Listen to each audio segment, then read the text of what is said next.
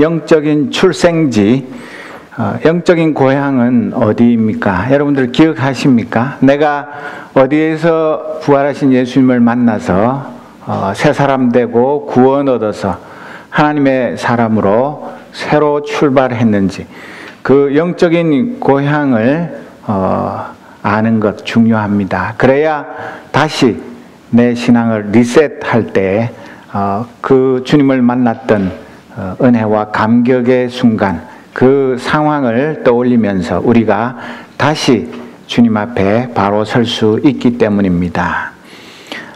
사울이 부활하신 주님을 만나고 아나니아를 통해 잃었던 시력을 되찾고 소명받고 예수 믿고 세례받고 구원 얻은 그에게 다마스쿠스 성은 영적인 고향이요 평생에 잊을 수 없는 주님과의 그 첫사랑의 장소가 바로 이 다마스쿠스 성입니다. 그리고 그는 그곳에서 힘차게 복음을 전하다가 그 북쪽에 있는 아라비아 사막에 가서 3년 동안 또 깊은 주님과의 영적인 교제를 나누고 그 다마스쿠스 성으로 다시 돌아왔습니다. 그는 자기를 죽이려고 성문마다 지키고 있는 그 유대인들의 칼날을 피해서 밤중에 제자들이 그 성벽의 광주리에 실어서 그를 탈출시켜서 마침내 예루살렘 성으로 향하였습니다. 왜 사울이 예루살렘 성으로 갔을까요? 자기가 앞으로 이방인의 사도로 일을 하려면 그 초대 교회의 모태가 바로 예루살렘 교회입니다. 그 예루살렘 교회가 자기를 신임하고 자기를 받아들이고 또 자기를 파송해서 함께 세계 선교의 일을 하지 않고 독자적으로 자기 혼자 예수 믿고 구원 얻었으니까 또 부활하신 주님이 나에게 이방인의 사도라는 소명을 주셨으니까 나는 내 식대로 하겠다. 그럴 수는 없는 것입니다. 그래서 이 사울은 예루살렘 교회를 찾아갔습니다. 그는 이 예루살렘 교회에 찾아가면서 오늘 본문에 보면 거기에 있는 제자들과 어울리려고 했다. 그 말이 무슨 말이겠습니까? 자기도 예루살렘 교회의 한 멤버로 인정받고 영접받아서 그들과 교제를 나누고 그리고 세계 선교의 꿈을 나누고 앞으로 어떻게 주의 복음을 전하는 일에 동력할 것인지 거기에 대해서 굳은 연대를 가지기를 소원했습니다. 아마 이 사울은 자기가 다마스쿠스 성에 있는 성도들을 체포하기 위해서 체포영장을 들고 체포조와 함께 달려가던 자기가 회심하기 바로 직전에 그 부활하신 주님을 만났던 그곳을 통과해서 예루살렘 성을 향해 가면서 많은 생각을 했을 것입니다. 과연 나를 예루살렘 교회가 어떻게 받아줄 것인가? 과거의 나의 핍박자의 모습만 생각한다면 나를 쳐 죽이려고 할 건데 과연 변화된 나의 모습을 인정하고 받아줄 것인지 그것 때문에 많은 기도를 하면서 갔을 것입니다. 그런데 아니나 다를까 그 예루살렘 교회에 남아있는 사도들과 성도들은 그에 대해서 지금 변화된 모습을 볼 수 있는 그런 영적인 눈이 없어서 그를 제자된 것을 불신하고 또 그를 두려워했다고 기록되어 있습니다. 어쩌면 지극히 당연한 이야기일 것입니다. 아무리 변했다고 하지만 자기들이 직접 본 것도 아니고 아무런 증거가 없지 않습니까? 그리고 이 초대교회를 핍박해도 이만저만한 사람이 아니라 핍박의 선봉장이었습니다. 스데반 그 돌로 쳐 죽일 때도 그가 배우 조종자처럼 그렇게 뒤에서 숨어서 진두지휘를 하는 그런 모습을 보여주었고 그 이후에도 얼마나 지독하게 하나님의 백성들을 핍박했는지 그것을 너무나 잘 알기 때문에 그리고 이 사울은 그냥 개인적인 원수가 아니라 교회 전체의 공공의 적이요 교회의 원수였기 때문에 그냥 변화됐다는 말 한마디만 듣고 선뜻 그를 받아들이기는 결코 쉽지 않았을 것입니다. 그래서 아무리 예수님이 마태복음 5장 44절 45절에 보면 그러나 나는 너희에게 말한다. 너희 원수를 사랑하고 너희를 박해하는 사람을 위하여 기도하여라. 그래야만 너희가 하늘에 계신 너희 아버지의 자녀가 될 것이다. 이 사도들은 예수님으로부터 직접 이 교훈을 받았습니다. 그럼에도 불구하고 이 사울을 예루살렘 교회의 일원으로 받아들이는 것은 결코 쉽지 않았을 것입니다. 그리고 이 예루살렘 교회 성도들에게는 영적인 트라우마가 있어서 사울 이름만 들어도 경기를 일으킬 정도로 끔찍한 악몽 같은 그런 사람이었기 때문에 어쩌면 이 예루살렘 교회의 반응이 너무나 당연한지도 모르겠습니다. 그런데 생각해 보십시오. 사울이 예루살렘 교회에 영접받지 못하면 어떻게 됩니까? 다시 자기를 죽이려는 원수들이 기다리는 다마스쿠스 성으로 돌아가야 됩니까? 아니면 다른 곳으로 피해야 됩니까? 어떻게 하든지 간에 이 예루살렘 교회와 서로 화해하고 연합하고 일치해야만 하나님께서 주신 그 소명을 감당할 수 있는데 자기 힘으로는 어떻게 해볼 재간이 없는 그런 고립무원의 어려운 상황에 처했습니다. 그래서 이러지도 저러지도 못하고 있는 그런 상황에서 누군가가 이 사울을 보증하고 또 사울을 예루살렘 교회에 소개하고 추천할 수 있는 그런 사람이 필요한 그런 상황이었습니다. 그래서 이 아주 어려운 처지에 빠진 사울을 위해서 하나님은 바나바를 준비해 두셨습니다.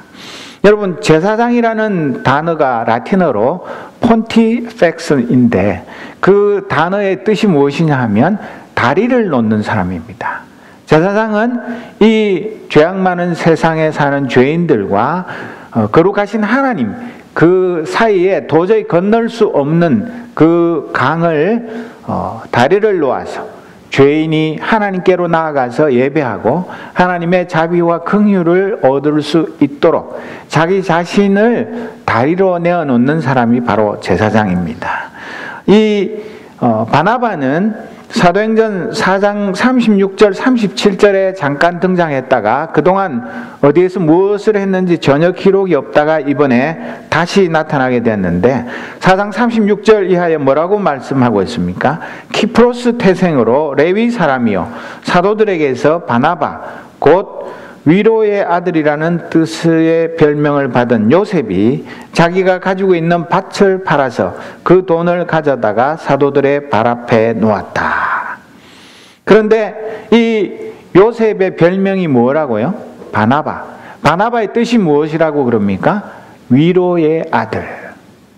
그가 평소에 모든 사람들에게 시시비비를 가리고 뭐 따지기 좋아하고 그런 사람이 아니라 슬픔 있는 사람, 외로운 사람, 힘든 사람 그런 모든 사람들에게 하나님의 위로를 전하는 그런 삶을 살았기 때문에 사도들이 이 요셉을 바나바라고 위로의 아들이라고 그렇게 불렀습니다.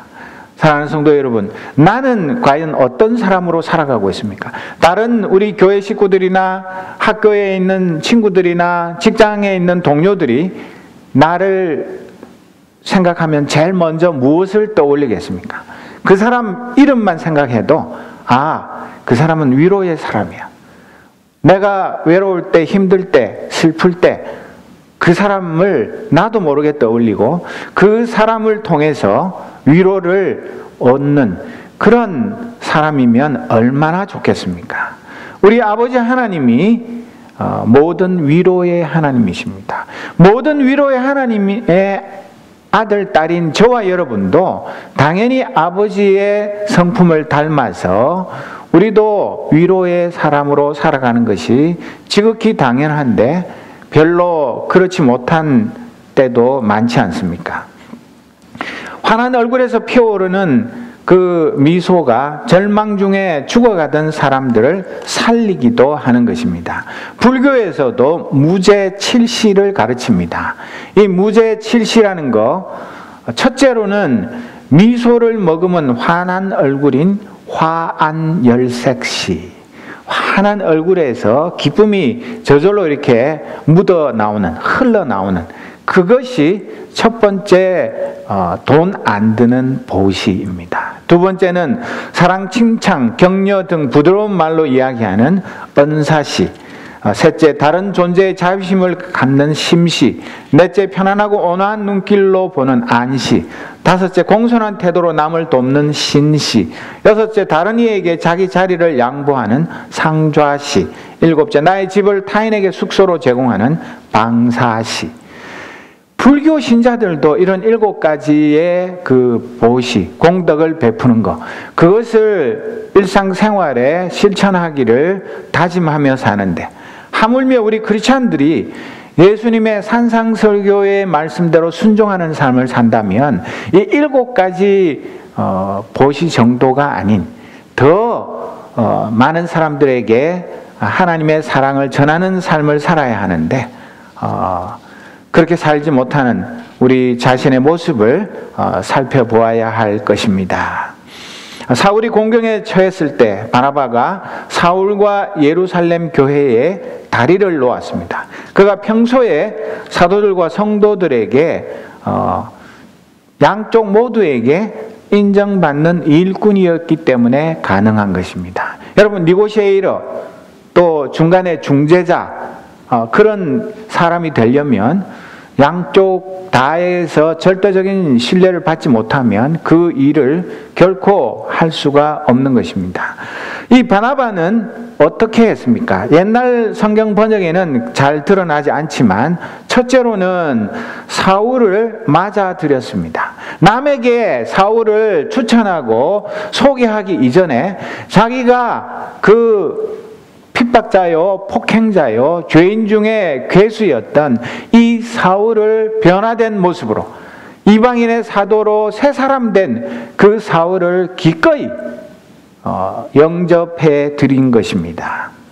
우리가 남들이 손가락질하고 전과자다, 뭐 과거에 어떤 경력이 있다, 뭐 어떻다, 꼬리표가 붙은 사람이라 할지라도 그가 진심으로 회개하고 새 사람이 되었으면 이 바나바처럼 아무런 선입견, 편견 그런 거 없이 그 사람의 참모습 그대로를 보고 그를 내 마음에 진심으로 맞아들이는 그것이 첫 번째 단계입니다.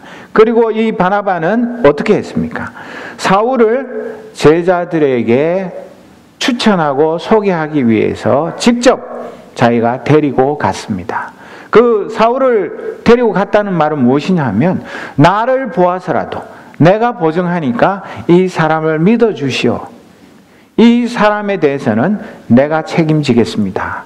그런 의지가 담겨 있는 것이고, 세 번째는 이 죄인이었던 사울과 예루살렘 교회의 사도와 성도들을 연결시켰습니다. 그래서 그들이 마음문을 열어놓고 서로 대화하게 하고, 또 사울이 어떤 사람으로 변화됐는지를 깨닫게 하고, 그래서 그들이 예수 그리스도 안에서 한 형제자매, 한 몸이 되도록 이끌었다는 것을 말하고 있습니다.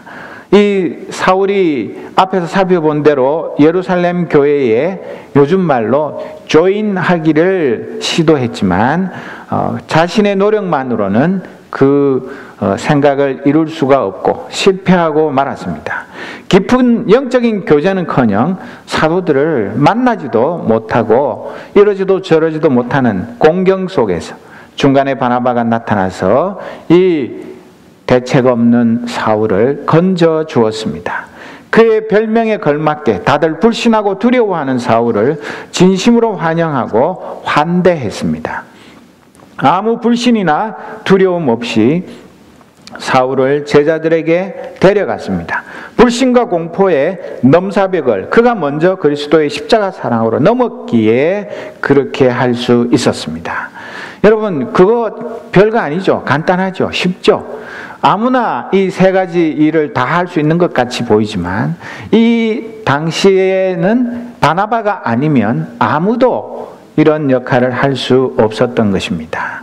그런데 하나님께서 참 놀랍게도 신의 한 수를 준비해 두셨다가 이 사울과 예루살렘 교회가 주 안에서 하나가 되는 놀라운 역사를 이루신 것입니다. 그리고 갈라디아서 1장 18절 19절에 보면 3년 뒤에 나는 게바를 만나려고 예루살렘으로 올라갔습니다. 나는 그와 함께 보름 동안을 지냈습니다. 그러나 나는 주님의 동생 야고보 밖에는 사도들 가운데 아무도 만나지 않았습니다. 왜 12사도 중에 다 어디 가고 이 2명밖에 안 남아있을까?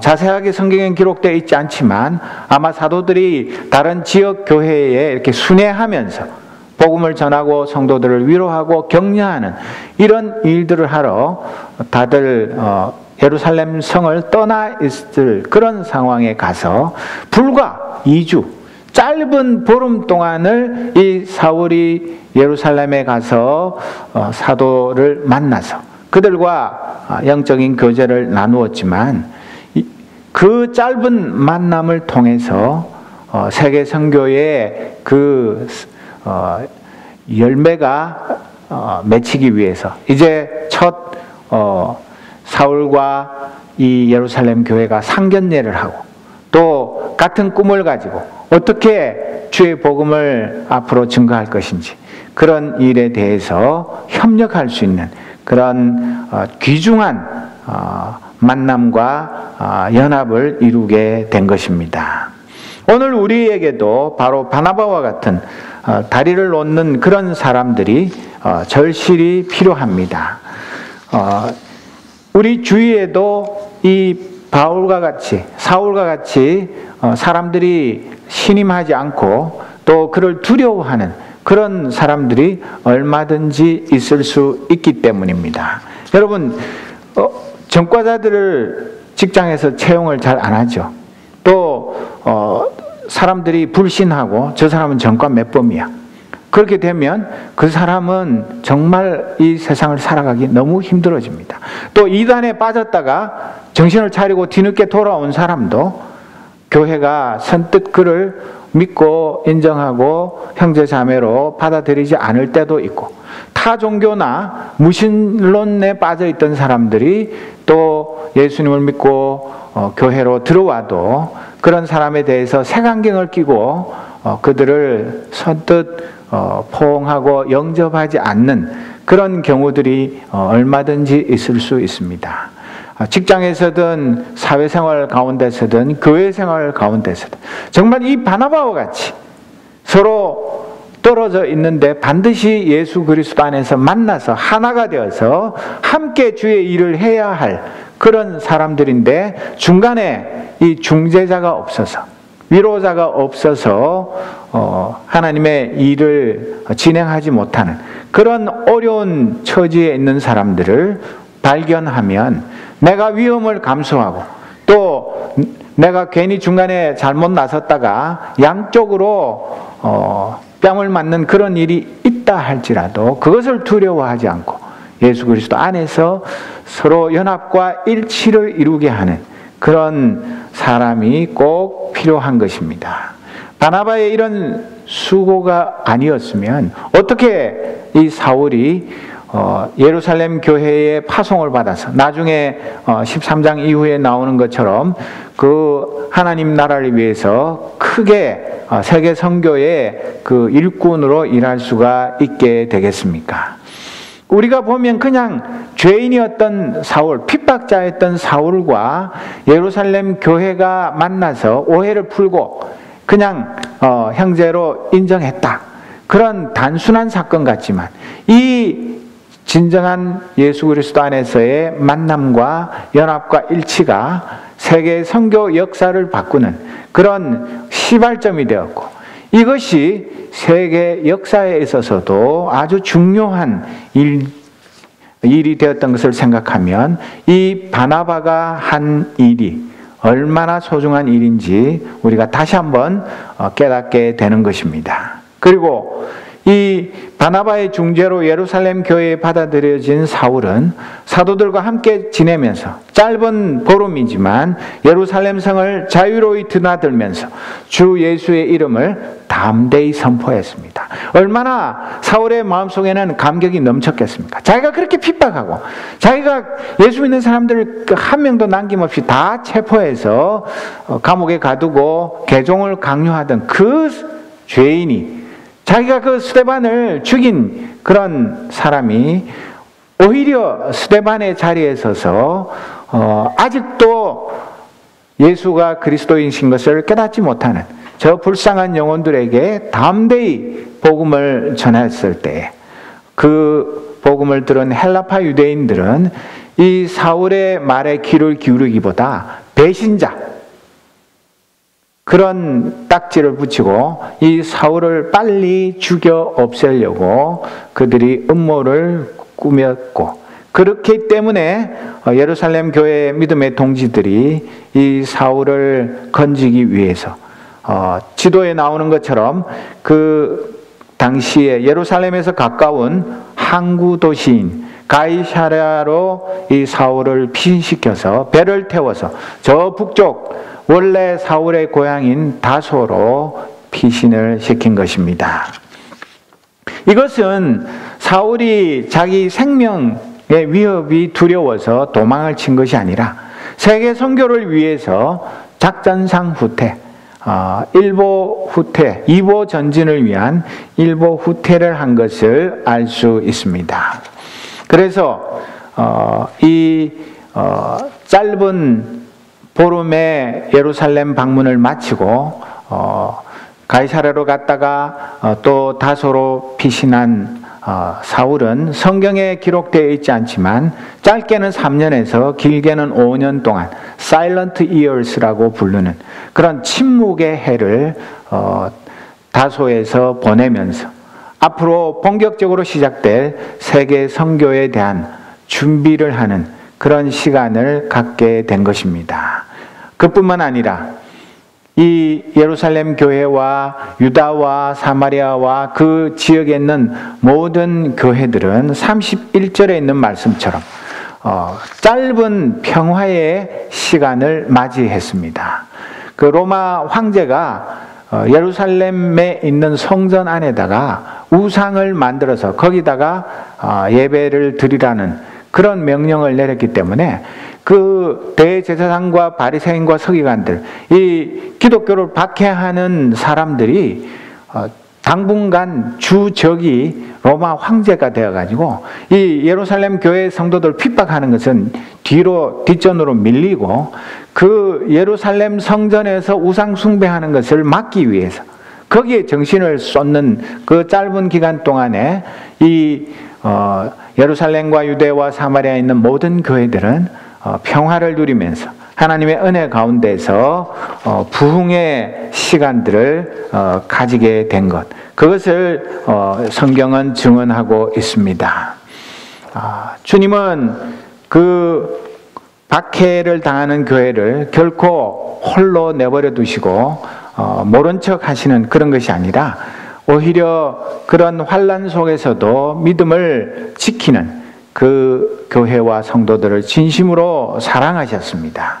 그래서 주님은 요한복음 16장 33절에 너희는 세상에서 환난을 당할 것이다. 그러나 용기를 내어라. 내가 세상을 이겼다. 그렇게 말씀하셨고, 또 마태복음 28장 20절에 보면 내가 세상 끝날까지 항상 너희와 함께 있을 것이라고 약속하셨습니다. 오히려 그 초대교회뿐만 아니라 그 이후에 있는 모든 세계 교회사가 증언하는 것은 박해가 있는 동안에 교회가 알곡과 가라지가 구분되고 박해 속에서 참된 믿음을 가진 성도들이 빛을 발하고 오히려 박해 속에서 하나님의 은혜를 체험하고 성령의 능력으로 교회가 부흥하는 그런 역사가 일어난 것을 우리는 알 수 있습니다. 이 박해 기간 동안에 온 유대와 갈릴리와 사마리아 교회가 평안하여 든든히 서가고 주를 경외함과 성령의 위로로 진행하여 수가 더 많아졌다. 그러니까 겉으로 그냥 그 숫자만 불어난 것이 아니라 그 이전에 그 교회의 모든 체제가 정비되고 또 일꾼들을 세우고 또 그 성도들의 마음속에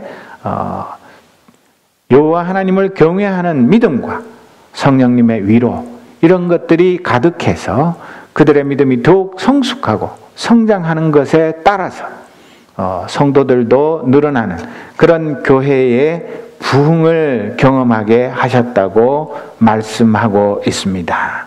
사랑하는 성도 여러분, 우리는 평안하기만 바라고 아무 탈 없고 아무 사건 사고 없고 그냥 오늘이 내일 같고 내일이 모레 같고 그런 것만이 하나님의 은혜요 사랑이 아니라 오히려 우리의 믿음을 성장시키고 우리의 믿음을 연단하는 그런 박해가 올 때에 기뻐하고 그 연단을 통해서 우리가 더 성숙한 믿음의 자리로 나아가기를 힘쓰는 이 초대교회 성도들과 같은 이런 믿음을 가져야 할 것입니다. 주님은 우리가 이민생활 가운데 유학생활 가운데 또 직장생활과 생업 이런 가정의 자녀를 기르는 삶 속에서 남몰래 흘리는 눈물 주님의 몸된 교회를 위해서 수고하고 헌신하는 여러분들의 피와 땀을 다 기억하시고 여러분들의 그 주를 위해서 흘리는 눈물을 눈물병에 다 담아두시고 기억하십니다.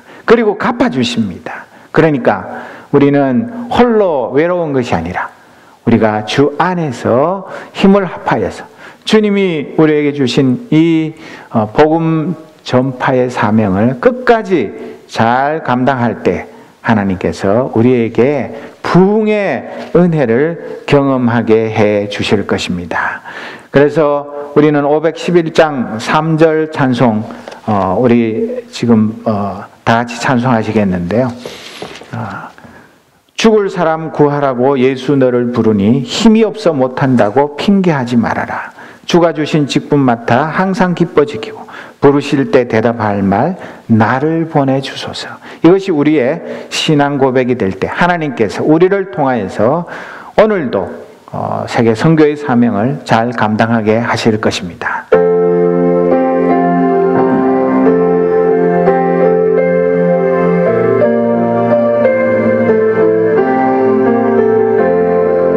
죽을 사람 구하라고 예수 너를 부르니 힘이 없어 못한다고 핑계하지 말아라. 주가 주신 직분 맡아 항상 기뻐 지키고 부르실 때 대답할 말 나를 보내주소서. 아멘. 주님의 교회의 부흥이 성도를 살리고 세상을 살립니다. 교회의 부흥이 세상의 소망입니다. 오 주님, 주님을 경외함으로 성령님의 위로로 성도 개인과 교회가 참된 부흥을 누리게 하소서. 이 부흥을 위해 나를 산 제물로 드리오니 받아주소서. 이 작고 연약한 교회를 통해 부흥의 불길이 활활 타오르게 하소서. 죄악을 태우고 불의를 태우소서. 하나님의 정의와 샬롬이 강물처럼 흘러넘치는 하나님의 나라가 임하게 하옵소서. 이것이 우리의 기도가 되어야 할 것입니다. 사랑하는 하나님 아버지, 사울이 벌하신 주님을 만나고 원수들의 칼날을 피하여 예루살렘 교회로 달려갔지만 그를 기다리는 것은 냉대와 불신과 공포밖에 없었습니다.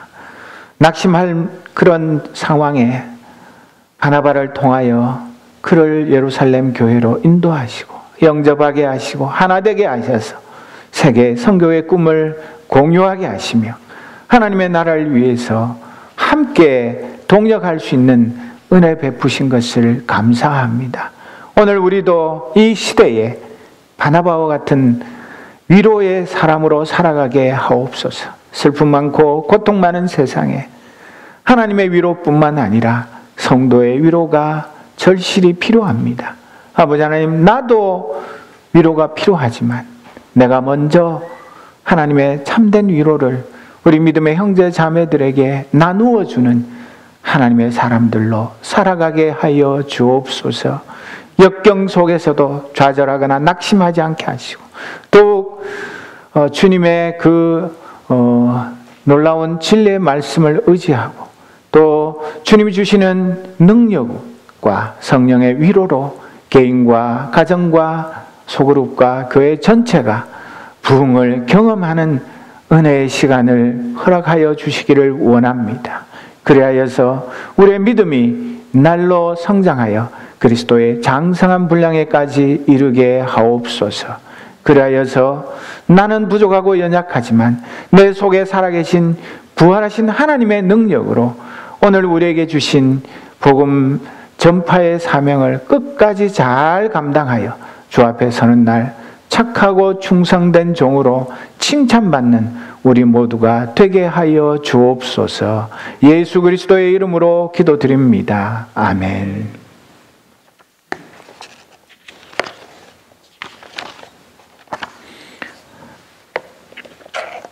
우리 다 같이 찬송하시겠습니다. 521장 구원으로 인도하는